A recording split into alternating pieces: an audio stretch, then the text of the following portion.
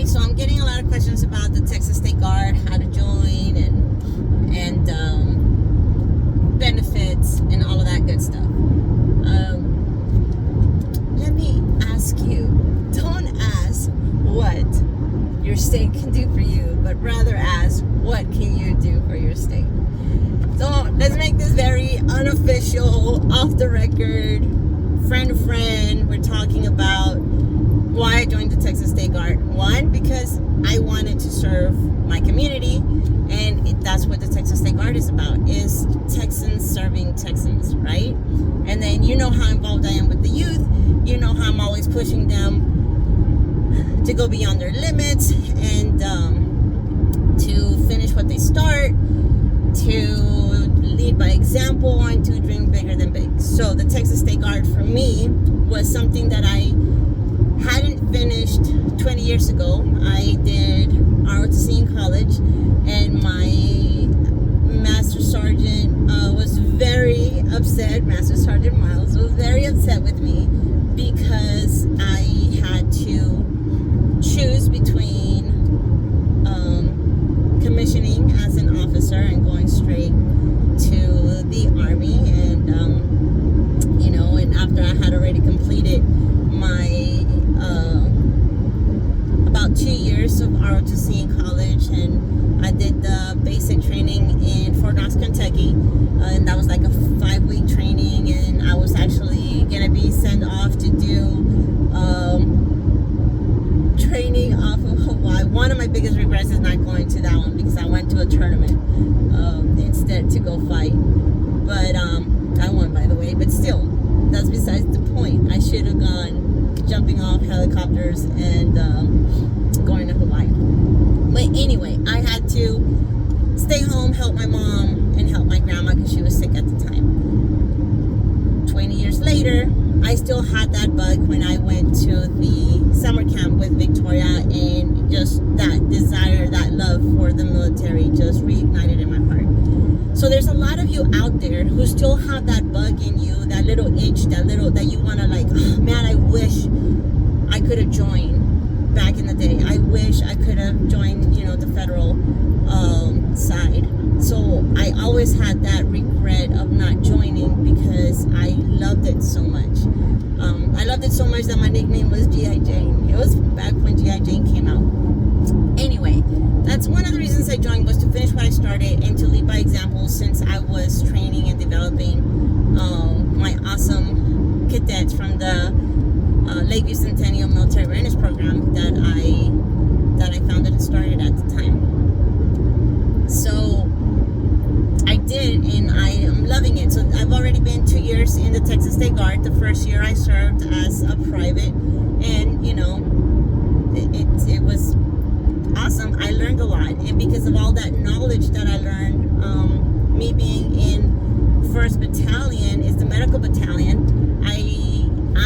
I don't know anything about medicine, but being in that battalion taught me a lot throughout all the trainings, and everybody who are nurses or doctors, or whenever they do the presentations or the trainings, you get a lot of hands-on training. Because of that, I was able to help several cadets whenever I would notice something going on, when I would volunteer and be the chaperone at the summer camps. Especially when you see like heat exhaustion or anything else. So there was a particular incident that nobody else was able to see, but I was able to react to it at that time because of it. So these are things that I get back from the Texas State Guard, is the knowledge from all the time that I put into it. I did OCS, which is the officer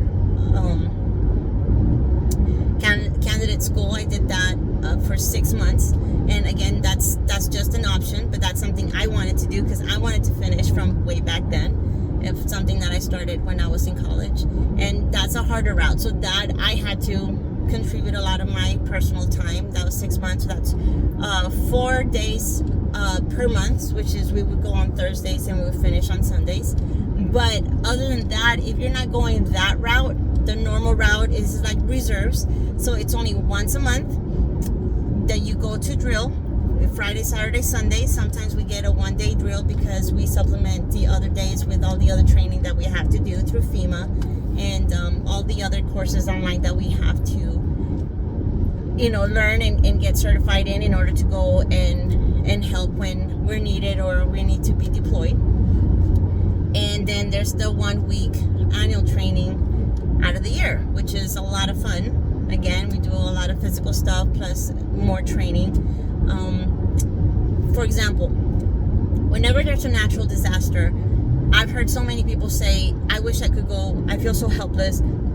I want to help, but I don't know how to help. By being in the Texas State Guard, that's exactly what you get to do. You get to learn and be empowered on helping other people when the time comes. So if there was to be a natural disaster in Texas, then we're the ones who get deployed to help with that. Or when things are happening in the border, then we're the ones who go and we get deployed in the border and we help. So we don't take orders from the president, we take orders from the governor. We stay in Texas, so we don't get deployed outside of Texas. That's the main difference from the Texas State Guard and Texas National Guard. National Guard is federal. Federal means they get federal funding. They have more money. We don't have the money and support that you would think we should have. We're working on it, but for now, we're here to serve. We're here to serve from the bottom of our heart, and we're a volunteer force. That's all we are. We're here to volunteer and help others. Now, if you want to make the money, then, and if you have the time that you can commit to, then you can get deployed, like to the border or to any other things that they need us to go help, any other missions. But the minimum commitment is 3 months. Now you can stay more than 3 months if they need to extend it. Some people have been, helping out for a year. It just depends on the mission. So on that side, yes, you can make a lot of money. How much money? Well, let me tell you, it would be way more than what I'm making a year right now. That says a lot. Other than that, that's just the basics of, like, why did I join? Well, maybe you want to join for the same reasons, or maybe you want to join for something else. Maybe you're tired of, trying to figure out what you want to do in life, or you're bored, or you're retired, but you still have a lot of mileage left in you that you feel like you can give back, right? This is one way for you to give back. This is also like a hobby. It's a very expensive hobby because we have to pay for everything out of our own pocket, but again, it's an investment. So for a lot of us, we are investing in ourselves as far as knowledge goes. So if we were to go to college, we would have to buy our own equipment, our own everything. So to me, that's how I process it. I have to buy everything for myself so I can be able to do the job. Simple as that. It's been a lot of fun for me. Has it been frustrating? Absolutely. Because it's the military, so it comes with military type of stuff, but we get out of it what we put into it. Other than that, it's, if you join because it's something you really, really want to do. People who join because they think they're gonna get something out of it as far as benefit goes, you'll be frustrated, in all honesty. Like, this is more of a personal mission in life, or it's bigger than yourself. Like, something else has to propel you to go and do all these crazy things that sometimes we get to do, because it's a time commitment more than anything else that can be draining. Yes, it's 1 weekend out of the month, but a lot is expected from us as far as learning things. It also helps us accountability wise to lose weight.